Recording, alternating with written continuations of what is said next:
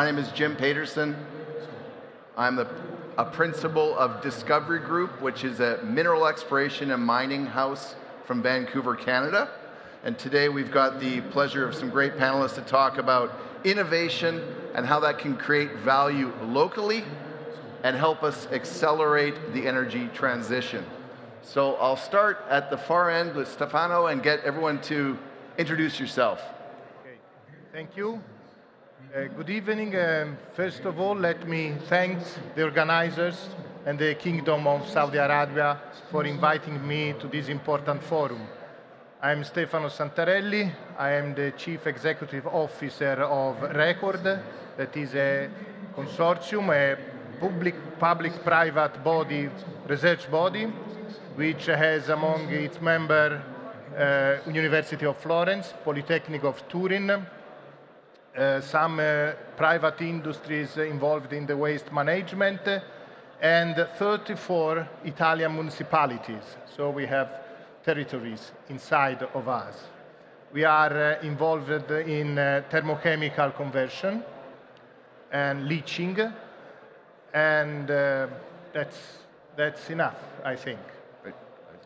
Thank you. Shortly about myself, I am the only one in this panel of which you didn't receive a picture. This is because I am deputizing for my father, Dr. Istok Seljak. But I am here to give you a presentation and the message of the Wahaj project, which I'll get into later. But shortly about myself, I grew up in the automotive industry and have been working in Hydria, which is a leading e-motor component supplier in Europe. And I'm now pivoting towards establishing an electrical steel company here in Saudi Arabia. And I would also like to reiterate, of course, many thanks to the Kingdom and to the Minister for this amazing forum and the opportunity for us to sign an MOU at this forum and for us to present ourselves to you as well. Thank you. Thank you. Yeah, my name is Max Lütke. I'm responsible for mining at ABB. ABB, we're a worldwide company focused on electrification, automation. Our mission is to help our customers, our industry customers, in my case, the mining industry, to outrun leaner and cleaner. What do we mean with that? It's actually to use electricity and automation and digitalization in a more efficient way so that they outperform their performers, or their competitors, and that we call engineer to outrun. ABB, we have been active in the mining industry in 130 years. So 130 years ago, we actually electrified the first mine hoist in Sweden. So I have a long history in the mining industry. Hi everyone, my name's Johnny Lazar. I'm a principal consultant with CRU in London.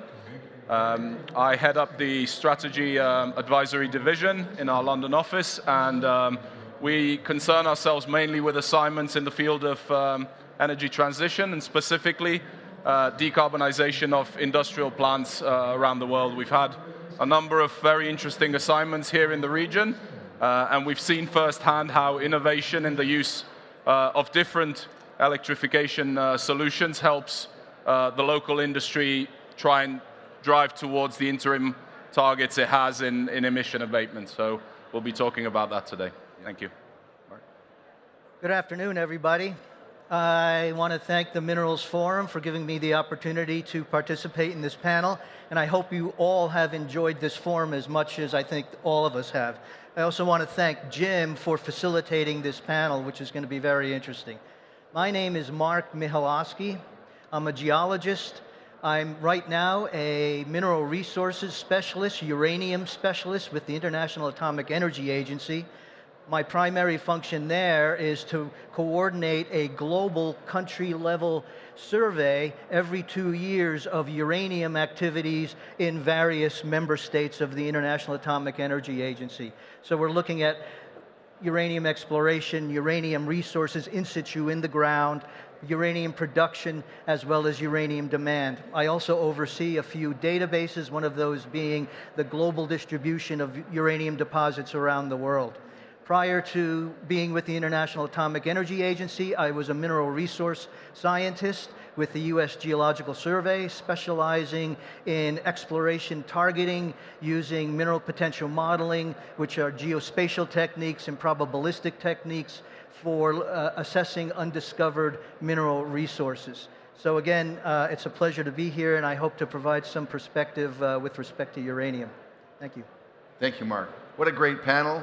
We have a great treat to hear their insight today. So just reminding everybody how innovation can help in value creation at a local level and help accelerate the energy transition. And I'll start with Max. A wise man once told me that the way forward can be summed up in just 3 words. For me, the 3 words would be electrification, automation, and digitalization. Right. Yeah.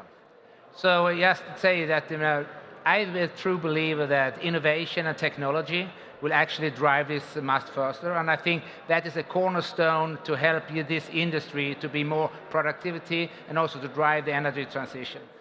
We at ABB, we did a study that was just a few months ago. We reached out to over 400 key, decision makers in the mining industry. We didn't do that at ABB, so when they answered, they didn't know that ABB was behind it.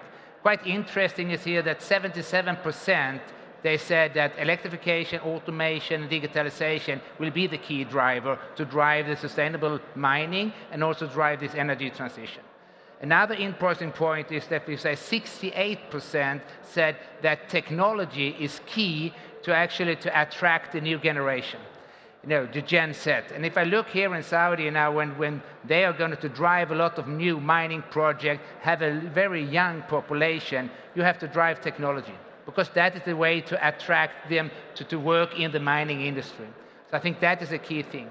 If I look at the mining industry as well, I say there's normally 3 priorities that they have. One is, the safety. That is, the foundation to operate. We have in productivity, and then we have sustainability. A lot of the mining companies, they have very strict goals what they have to achieve to 2030 and 2050. And I think all those goals goes together, and big enabler is actually electrification, automation, digitalization to drive these things. If you look at the safety, I say around the world we start as ABB to using much more robotic into the mining area, to move people away from dangerous areas.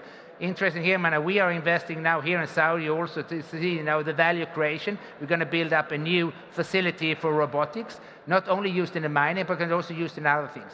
So I think there's a lot of, when we talk about automation, we talk about the whole field. So I think there's a lot about technology to drive this and also get a different perspective what mining is. Because I don't know how it is. The countries where you have a long history in mining, otherwise people have, I would say, a very old picture of what mining is. But today, this is really high-tech in many areas around the world. Another thing to drive this, I can just compare. We just did a mine in Chile. The mine is 1,000 kilometers away on a high altitude of 4,500 meters. If you now go to Santiago, and if you look at a foreign building that looks more like a bank, there are 2 floors where there's a full with data analog, and they're running 80% of the people sits in that building running the mine far away. And they have achieved that they have 50% female now working, but suddenly you can work. So as you can see, technology can drive, and I think this is a huge opportunity here when you drive, with the population, with the young population to drive technology, how you can do these things. So to summarize a little bit now this study that we did, I will summarize that in 4 words. The one thing is when, the one thing is who, and the one thing is what and how. So look at when. I think the momentum is now. 30% feedback said that they are behind the targets that they have to achieve 2030. The positive is that there's going to be a lot of investment now coming up in that area. The other is who. And I think a true believer, even if we talk about technology, talk about this, we are in the people business. People will make the change. So I think also attracting young generation and the things to see things in different ways, that is key in the things. And then you're saying, what? I answered that before. A true believer, electrification, automation, digitalization will be key to drive these things. And then we have that how. I think you have to break it down to tangible projects, but also forums like this here, the manual, where you're having investors coming together, the government coming together, the leaders coming together. I think that is forums that are going to drive this and drive it further. But I think it's a golden opportunity to create more value here in Saudi, doing that in the right way, changing the perspective what mining industry is and what mining actually could be. Thank you, Max. Thank you. And speaking of youth, Ariaz, you have an MOU that was announced. Was it today? Yeah, it was signed today, and if I may refer directly to Max, Max was talking about electrification. Yeah. Our mandate here of the MOU that we've signed today is exactly that, electrification, enabling the production of electric motors here in the Kingdom of Saudi Arabia domestically. But it comes with its own challenges. It's not only about the technical and technological innovation that Max was talking about, which is, of course, in itself important. It is very important for us to position ourselves as technically superior, lower carbon emissions with 100% green electricity, which the position here in the Kingdom of Saudi Arabia, of course, allows us. But it is also important for us to look at the opportunity of business model innovation here in the kingdom as well. In this case, I'm talking about vertical integration of electrical steel industry, everything from our input material, DRI, and mines where the iron comes from, onwards onto e-motor segment production, which is stators and rotors, and then onward processing, and then how that acts as a multiplicator and an enabler for both the automotive industry and the industrial segment where electric motors are used as well. So this is our mandate, and why we were thinking about Saudi Arabia in the beginning is that it has both the resources, the knowledge to support the industry that we are looking to bring to the kingdom, and of course, as an emerging market, both as purchaser of electric vehicles and also as a producer of electrical vehicles, we also see huge opportunity here, and we are very proud to, of course, try to support the industry as much as possible. Thank you. Johnny, talk about the electrification solutions that don't kill your primary source of competitive advantage in the area. Yeah, I think the big challenge in this region is obviously electrification sometimes targets the exact source of competitive advantage. Many of the industries that were created in this region, and particularly those that are export-oriented, were created because there is available cheap gas, both as fuel and as feedstock, and it's very difficult to electrify without replacing that source of competitive, of cost competitiveness. So what we found is that a lot of the innovations that can work really well in this region aren't necessarily wholesale changes in the way that electricity is generated or delivered. They're combinations of the existing source of competitive cost with new solutions of electrification. Examples like hydrogen blending in gas turbines, the use of renewable energy certificates alongside a balanced grid that still includes cheap gas, different transmission networks that allow that renewable electricity to move at an achievable and affordable cost. All of these are innovative ways to use solutions that already exist, but they allow you to use those solutions without the capital intensity of doing that on your own. You can share that cost with other stakeholders in the same region, reap the benefits. It also allows you to not overtax a limited number of resources. So if everyone wanted to switch to hydrogen tomorrow, even in a less user-intensive region like this, there isn't enough hydrogen, it would cost too much to make, and to buy that hydrogen would render you uncompetitive from a cost perspective.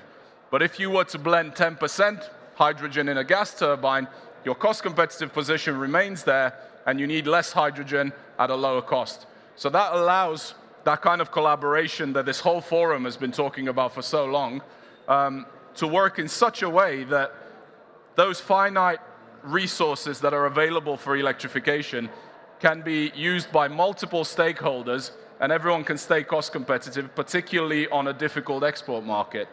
And And that's one of the key things. You want the region to remain competitive on the export market, because going back to the title of the panel, you want to create local value by using the cost competitiveness to set new first mover advantages that you can then export elsewhere in the world.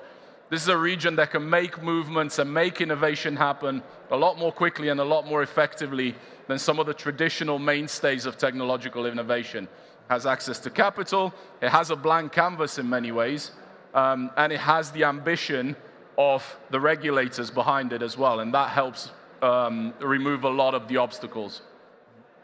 Staying on the theme of energy mix, nobody is talking about uranium, and that is just totally unfortunate, but we have someone who may have some information on that. Talk about the role of uranium and nuclear energy in the go forward mix, Mark. I saw uranium mentioned a couple times. Okay. And I was very happy with that. I did. Okay, there you go. So it appears a nuclear renaissance is upon us.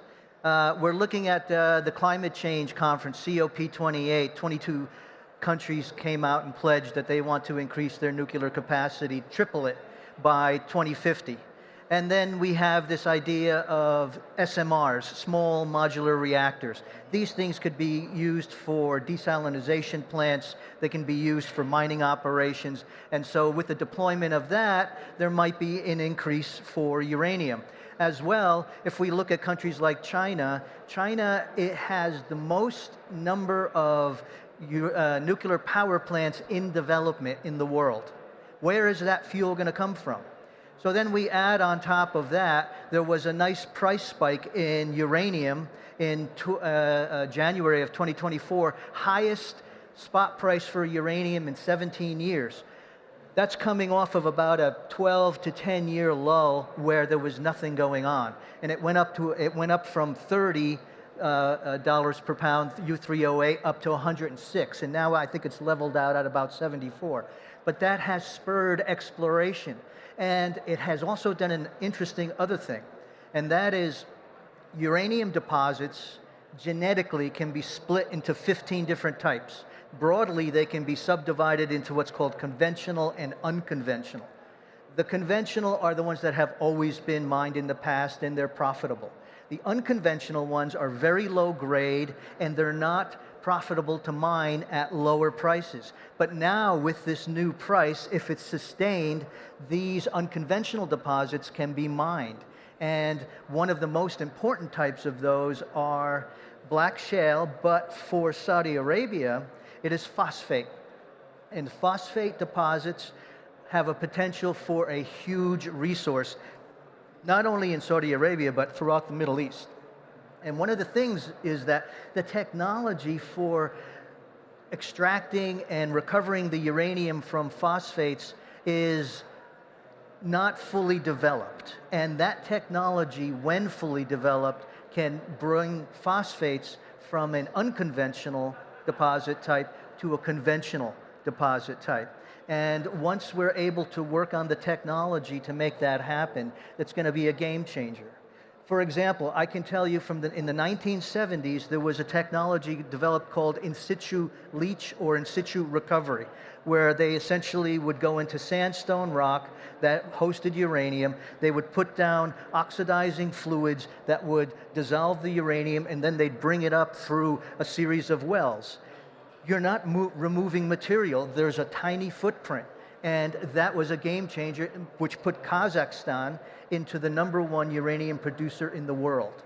And with these kinds of innovative challenges, and then the research and the minds and the talent, the young talent, and particularly we've been talking about young talent, to bear upon this to make, for example, the unconventional, the black shale, the phosphate deposits, to bring those online as far as source for uranium, that's going to be a game changer. And so we're kind of looking forward to making this happen. The International Atomic Energy Agency works with countries all around the world. I'm a technical officer for countries in Africa as well as in China, and there's a lot of interest in phosphate, and we're actually going to probably put together some interesting technical meetings on that and bring some minds together to bear upon this technical challenge. So there's a bright future and possibilities ahead for those countries that have phosphate deposits such as Saudi Arabia. Mark is incredible. He talked about energy mix and he took it back to taking technology and innovation. And Stefano, I think you would be perfect to finish off this aspect of it, just talking about transforming the latest academic research or industry research that's in its infantile stage, and then moving that into an industrial scale and commercializing it. Yes. Let me talk about business model at most. Record bridges the gap between academic research and industry by construct and operating plant at industrial scale. So the industrial sector find in Record a partner that has already developed and constructed demonstration and pilot plants at industrial scale. This means that investment and necessary steps typically required for transitioning from academic research to practical solution have already been undertaken by Record. Of course, academic research come into technology, and then some of which are patented, and we commercialize through spin-off and startup.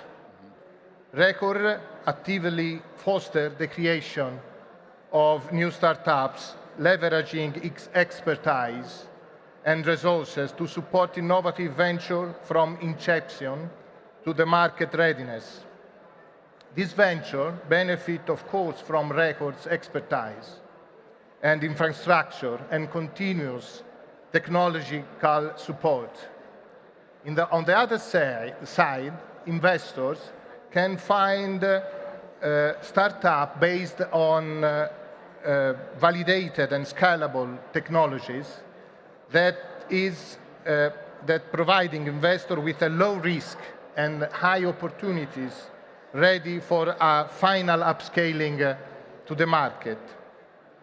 And one of the last our activity is to support the launch of venture capital fund that invest in new in startups and new technology in the field of bioeconomic and circular economy. So we put together academic, we put together industry and venture capital. And this is the way, in my opinion, to develop technology and to delivery and to deliver it to the market. So we can create, we can help local value creation as our title suggests. Awesome. And Arias, maybe talk about how you got from the idea to the MOU you signed today, because it fits exactly what Stefano was talking about. Well, as Stefano said, this is multi-factor that academics obviously need to be involved, as feasibility studies need to be very, very accurate.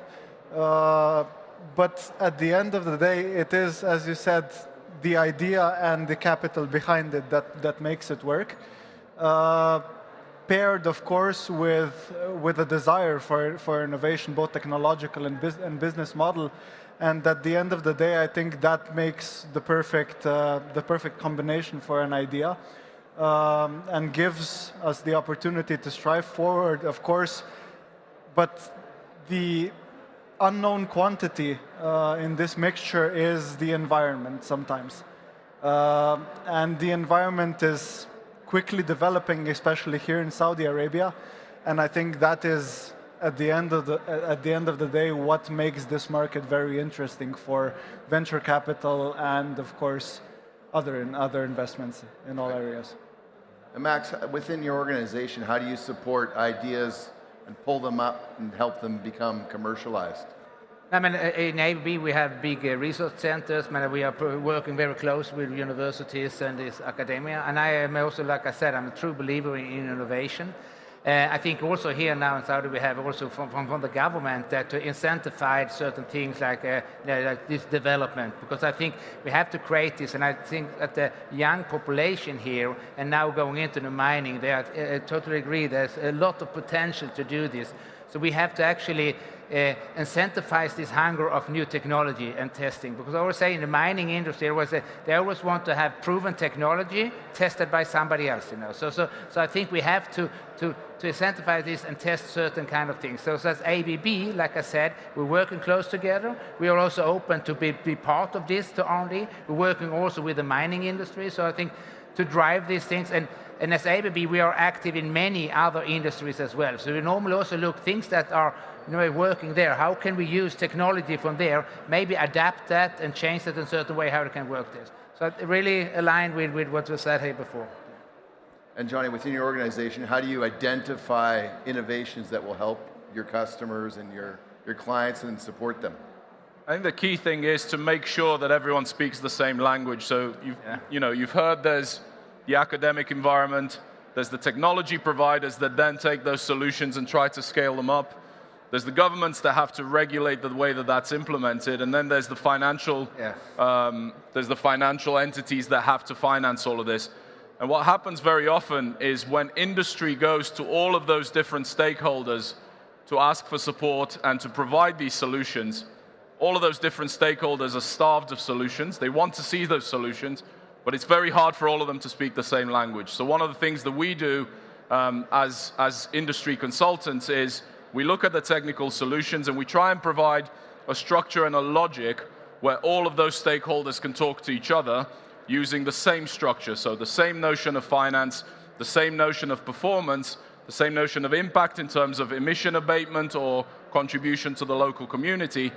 And then that facilitates the conversation. I think that's the hardest thing to do. None of these solutions are implementable by one industry going it alone. Even with governmental support, even with financial support, ultimately you need access to things and you need enablers to make you to ease the path from academic research paper all the way into commercial production. And I think for that you have to acknowledge that different stakeholders have very different viewpoints in how they view that innovation. And what we try and do very much is find ways to explain that in a language that that stakeholder can understand and in a way that that stakeholder is likely to be interested in it. It's a challenge. We're getting better at it, but it's certainly the way that these large-scale changes are going to happen and be accelerated to the scale that we all want them to. Otherwise, they're just going to be individual initiatives. Right. And Mark, I didn't know if you know this, but for many years I've been involved with the uranium sector. So many years ago, there was talk and technology that was extracting uranium from phosphates in Morocco and other places, and it hasn't yet been commercialized. So what are you doing to try to help put the groups together, as Johnny was talking about, get the stakeholders discussing and advancing things? Yeah, well, you know, the International Atomic Energy Agency is involved in all aspects of the nuclear fuel cycle. One of the aspects that we involve with respect to technology and innovation is going back to what Stefano said. You're bringing together the academics and you're bringing together industry. So what we do is we have technical training workshops involving everything from mining techniques and methodologies to exploration to developing nuclear power plants to regulation, the regulatory framework, policy, so on and so forth. But for these workshops, we engage the academics. We engage industry experts. So we'll bring anything between 2 and 5 of these individuals, these experts, world-class experts, some of them actually active, some of them retired, and bring them in as instructors. And these people then provide guidance and best practices to the various member states. And that information, technology, if you will, is passed on to the individuals who attend these workshops, and then they go out into their various aspects and fields and countries to take this information to increase their level of technology. So to go back to the phosphate deposits, we are having a technical meeting that we're trying to put together. As a matter of fact, my good friend over here, Mohammed, from the Jordanian mining company, may host one of these meetings. And they have a lot of phosphate deposits as well. And so what we would like to do is take this information, this technology transfer, if you will, to bring it to the countries, the member states, so that they can facilitate this increase in the possibility of resources. So we're approaching the technology not necessarily from the high-level technological aspect, but rather from the foundation, setting up the education for the younger people and those individuals who are practitioners, and then bringing that forward, and then it flows into the things that you guys are mainly doing. Yeah. So we're kind of like on the side, providing a foundation or trying to do so. Thank you. I've been told that I have been given the shepherd's hook to get everyone off the stage, but I will promise you that because you stuck around to the very end of the last panel, you will be bestowed with great wisdom and eternal happiness. I'd like you to join me in thanking our panelists for their expertise and their knowledge today.